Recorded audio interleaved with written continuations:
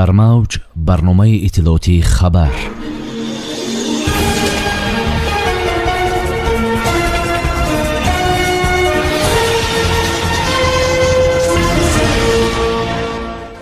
фармонҳои президенти ҷумҳурии тоҷикистон. президенти ҷумҳурии тоҷикистон ба хонаводаҳои ҳалокшудагони садамаи нақлиётии шаҳри Кӯлоб изҳори ҳамдардӣ амиқ намуданд. Садама дар Кӯлоб 23 куштаю маҷрӯҳ бар ҷой гузошт. Тафсилоти фоҷиа. Темур Раҳимов дар финали Хайнгрем Мастерс 2023. фармони президенти ҷумҳурии тоҷикистон дар бораи аз вазифаи муовини фармондеҳи қушунҳои сарҳадии Кумитаи давлатии амнияти миллии ҷумҳурии тоҷикистон сардори раёсати қушунҳои сарҳадӣ дар вилояти Суғд озод намудани Пиракзода.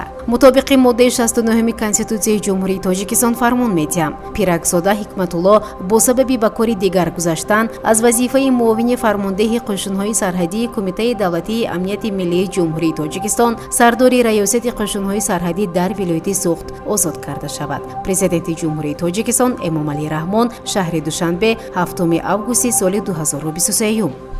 фармони президенти ҷумҳурии тоҷикистон дар бораи аз вазифаи муовини якуми фармондеҳи қушунҳои сарҳадии Кумитаи давлатии амнияти миллии ҷумҳурии тоҷикистон сардори сарситоди қушунҳои сарҳадии Кумитаи давлатии амнияти миллии ҷумҳурии тоҷикистон озод намудани Раҷабзода. мутобиқи моддаи 69 Конститутсияи ҷумҳурии тоҷикистон фармон медиҳам.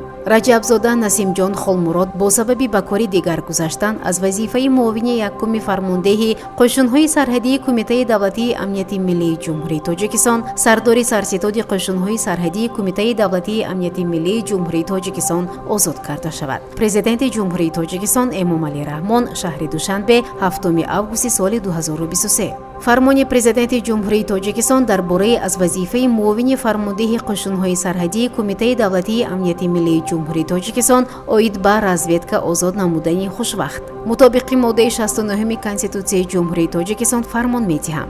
Хушвақт Кишваршоҳ Султон бо сабаби ба кори дигар гузаштан аз вазифаи муовини фармондеҳи қушунҳои сарҳадии Кумитаи давлатии амнияти миллии ҷумҳурии тоҷикистон оид ба разведка озод карда шавад. Президенти ҷумҳурии тоҷикистон Эмомалӣ Раҳмон шаҳри Душанбе 7 августи соли 2023. фармони президенти ҷумҳурии тоҷикистон дар бораи муовини якуми фармондеҳи қушунҳои сарҳадии Кумитаи давлатии амнияти миллии ҷумҳурии тоҷикистон сардори сарситоди қушунҳои сарҳадии Кумитаи давлатии амнияти миллии ҷумҳурии тоҷикистон таъин намудани Пиракзода. мутобиқи моддаи 69 Конститутсияи ҷумҳурии тоҷикистон фармон медиҳам. Пиракзода Ҳикматулло муовини якуми фармондеҳи қушунҳои сарҳадии Кумитаи давлатии амнияти миллии ҷумҳурии тоҷикистон сардори сарситоди қушунҳои сарҳадии Кумитаи давлатии амнияти миллии ҷумҳурии тоҷикистон таъин карда шавад. Президенти ҷумҳурии тоҷикистон Эмомалӣ Раҳмон шаҳри Душанбе 7 августи соли 2023. фармони президенти ҷумҳурии тоҷикистон дар бораи муовини фармондеҳи қушунҳои сарҳадии Кумитаи давлатии амнияти миллии ҷумҳурии тоҷикистон оид ба разведка таъин намудани Шоҳвализода. мутобиқи моддаи 69 Конститутсияи ҷумҳурии тоҷикистон фармон медиҳам. Шоҳвализода Тоҷиддин Саид муовини фармондеҳи қушунҳои сарҳадии Кумитаи давлатии амнияти миллии ҷумҳурии тоҷикистон оид ба разведка таъин шавад. президенти ҷумҳурии тоҷикистон Эмомалӣ Раҳмон шаҳри Душанбе 7 августи соли 2023. фармони президенти ҷумҳурии тоҷикистон дар бораи муовини фармондеҳи қушунҳои сарҳадии Кумитаи давлатии амнияти миллии ҷумҳурии тоҷикистон сардори раёсати қушунҳои сарҳадӣ дар вилояти Суғд таъин намудани Умарзода.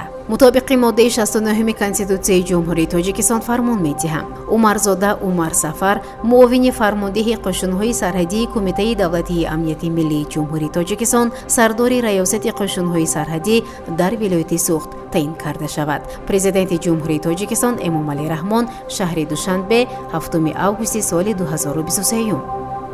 санаи 6 августи соли равон дар шаҳри Кӯлоби вилояти Хатлон ҳодисаи фоҷиабор садамаи нақлиётӣ рух дод. Автомошинаи боркаш бар асари нуқси техникӣ ба воситаҳои нақлиёти сабукрав ва 2 манзили истиқоматӣ бархӯрд ки дар натиҷаи ин ҳодиса 10 нафар ҷони худро аз даст дода чандин нафари дигар захм бардоштанд. сарвари давлат муҳтарам Эмомалӣ Раҳмон ба хонаводаҳои ҳалокшудагон изҳори ҳамдардии амиқ ва ба захмиён шифои оҷил орзу намуданд.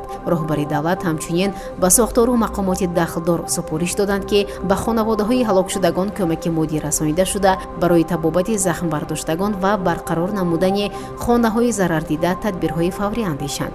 иттилоъ медиҳад Амид Ховар.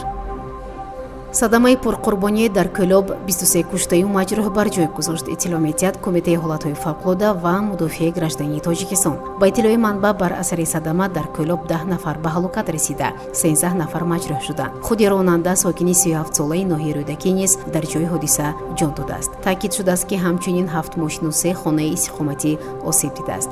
мақомоти корҳои дохилии Тоҷикистон сабаби садамаро аз кор мондани маҷмӯаи боздории мошини боркаш медонанд, ки дар натиҷа мошину манзилҳоро зер кардааст. вазорати корҳои дохилӣ мегӯяд, мошини боркаши дулан бо ядак, ки мутааллиқ ба ширкати кафолат воридоту содирот будааст, дар шоҳроҳи Душанбе Кӯлоб Хорух дар километри 1 дар ҳудуди кӯчаи Ҷумъаалии шаҳри Кӯлоб чандин воситаи нақлиёту хонаҳоро зер кардааст. аз рӯи ин ҳодиса мақомоти додситонӣ парвандаи ҷиноятӣ оғоз карда тафтишоти пешакӣ идома дорад.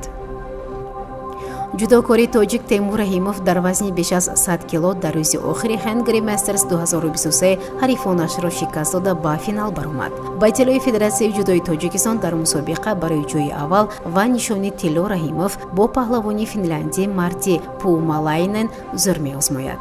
намояндаи дигари Тоҷикистон Комроншоҳи Устопириён баъд аз дар ин мусобиқа аз ҷудокори озарӣ Мурод Фатиев шикаст хӯрда аз идомаи мусобиқа маҳрум шуд.